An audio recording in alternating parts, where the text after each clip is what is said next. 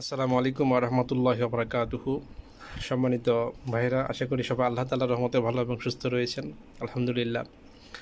আজকে আরও একটি গুরুত্বপূর্ণ, অত্যন্ত শক্তিশালী এবং মারাত্মক একটি তদবির নিয়ে আপনাদের সামনে উপস্থিত হয়েছি। আলহামদুলিল্লাহ।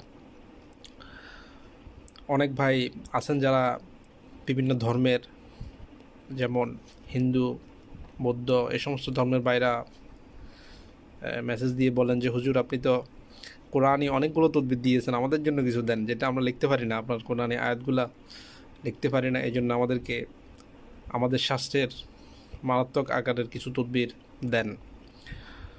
ইনশাআল্লাহ সে সমস্ত ভাইদেরকে আমি কথা দিয়েছিলাম যে আপনাদের জন্য ইনশাআল্লাহ তদবির দিব।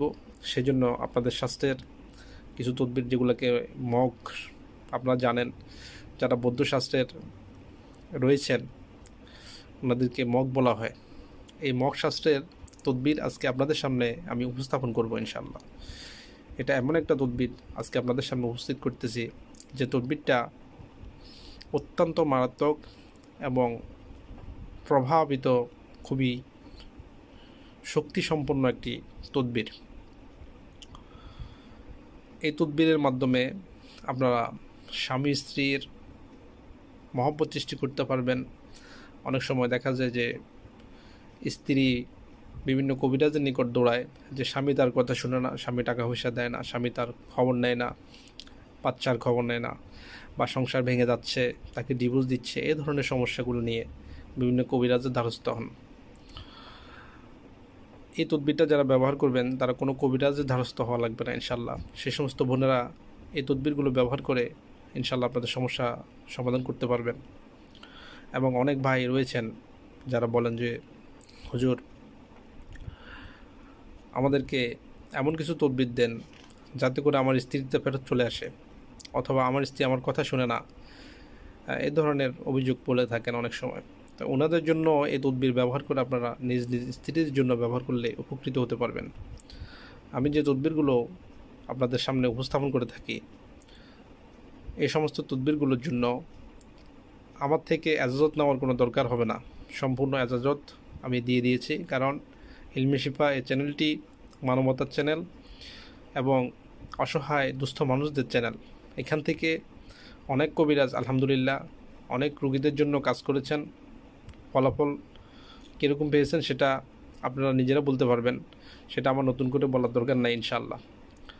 এখান থেকে আপনারা নিজেদের যে সমস্ত কবিরাজ ভাই রয়েছেন, আপনারা আপনাদের নিজ নিজ রুগীদের জন্য যথেষ্ট পরিমাণে কাজ করতে পারবেন এবং ফলাফল আপনারা নিশ্চিত পাবেন ইনশাআল্লাহ। শুধুমাত্র আমার কথাগুলো আপনারা মনোযোগ সহকারে দেখবেন, মনোযোগ সহকারে শুনবেন, তারপরে আপনারা কাজে হাত দেওয়ার জন্য চেষ্টা করবেন ইনশাআল্লাহ। আসুন জেনে নেই এই তদবিরটা ব্যবহারের নিয়ম এবং এটা কিভাবে আপনারা ব্যবহার করবেন, কোন কোন জিনিস আমাদের প্রয়োজন হবে। সর্বপ্রথম এই তদবিরটা লেখার জন্য আমাদেরকে এরকম একটা তামার পাত সংগ্রহ করতে হবে। আপনারা দেখতে পাচ্ছেন এই ধরনের একটা তামার পাত আপনাদেরকে, তামার পাতটা আপনারা কাটবেন, কেটে ছোট করবেন, ছোট টুকরা করে।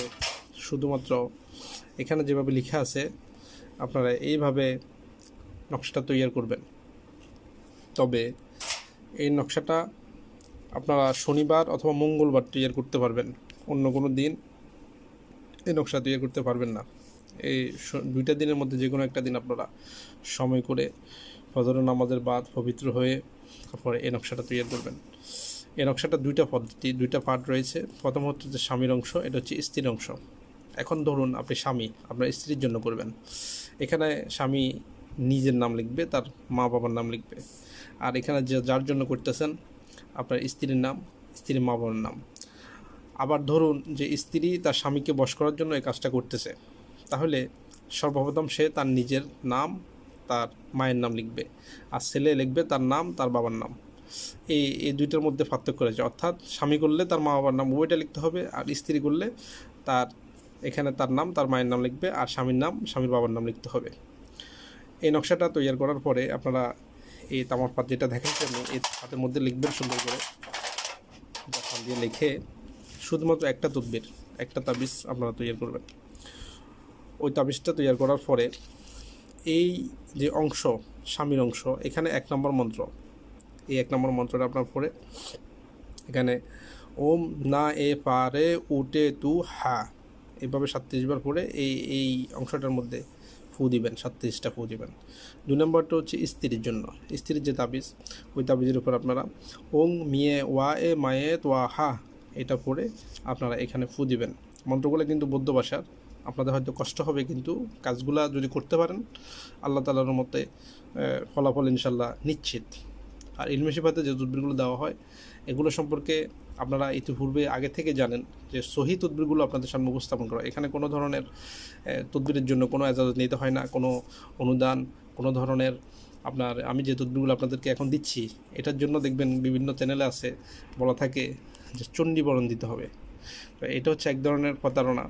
এই তদবিরের জন্য কোনো ধরনের চণ্ডীবরণ লাগবে না, শুধুমাত্র আপনারা নিজেরা করতে পারলে আল্লাহ তাআলার রহমতে হয়ে যাবে। তবে এটা কোনো ছেলে, অবিবাহিত ছেলে তার মহব্বতের কোনো মেয়ের জন্য প্রয়োগ করতে পারবে না, প্রয়োগ করলে হিতে বিপরীত হবে। এটা এজাজত আমি তাদেরকে দেই নাই, শুধুমাত্র যারা জায়েজ আছে স্বামী স্ত্রী তারা করতে পারবে। আপনারা এই নকশাটা লিখবেন, লেখার পরে এটাকে ভাঁজ করবেন, অর্থাৎ এই অংশটার উপরে এই অংশটা দিয়ে এভাবে ভাঁজ করে দিবেন যেন নাম দুটোটা একসাথে হয়ে যায়। মনে রাখবেন এমনভাবে ভাঁজ করবেন, অর্থাৎ এইভাবে আপনারা দেখেন এইভাবে ভাঁজ করবেন, এমনভাবে ভাঁজ করবেন যেন দুইটা অংশ একটার উপর একটা লেগে যায়। তারপর আপনারা এই নকশাটাকে এই তামা ফাটটাকে স্বামী স্ত্রীর যে ঘরের দরজার সামনে 1 বিঘা গর্ত করবেন মিনিমাম। সেটা আপনাদেরকে মিনিমাম 10 সেন্টিমিটার একটা গর্ত করবেন। ওই গর্তের মধ্যে এই তাবিজটা রাখবেন, রেখে সোজা করে রাখবেন, এইভাবে খাড়া করে রাখবেন। খাড়া করে রেখে তারপরে মাটি চাপা দিবেন, মাটি চাপা দিয়ে ইনশাআল্লাহ সেখান থেকে চলে আসবেন। আল্লাহ তাআলার রহমতে দেখবেন ওই দিন থেকে ওই মুহূর্ত থেকে স্বামী স্ত্রীর মধ্যে মহব্বত পয়দা হবে।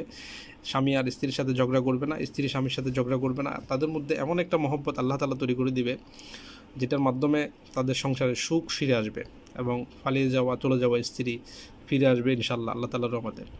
তো ইনশাআল্লাহ আপনারা আমার জন্য দোয়া করবেন। আমি তো আপনারা জানেন অনেক সময় আসতে পারি না, অনেক দেরি করে আপনাদের সামনে আমি তদবিরগুলো উপস্থাপন করি, এটা সময় করতে পারি না। এই জন্য আপনারা বেশি বেশি করে আমার জন্য দোয়া করবেন। ইলমে শিফার অনেকগুলো তদবির আপনাদের জন্য আমি দিয়েছি, জাদু কাটা তদবির, বান কাটা তদবির, চালান কাটা তদবির, জিন হাজিরা, ফরি হাজিরা, আয়নার মধ্যে হাজিরা দেখা, শত্রুকে শাস্তি দেওয়া, এই অনেক ধরনের তদবির দিয়ে রেখেছি যেগুলো আপনাদের ব্যক্তিগত জীবনে অনেক উপকার আসবে। আপনারা ভিডিওগুলো দেখবেন নিয়মিতভাবে, ইনশাআল্লাহ আল্লাহ তাআলার রহমতে অবশ্যই উপকৃত হতে পারবেন। পাশাপাশি যাদের মা বাবা জীবিত আছে তারা মা বাবার জন্য আল্লাহর নিকট দোয়া করবেন, তাদের সেবা যত্ন করবেন।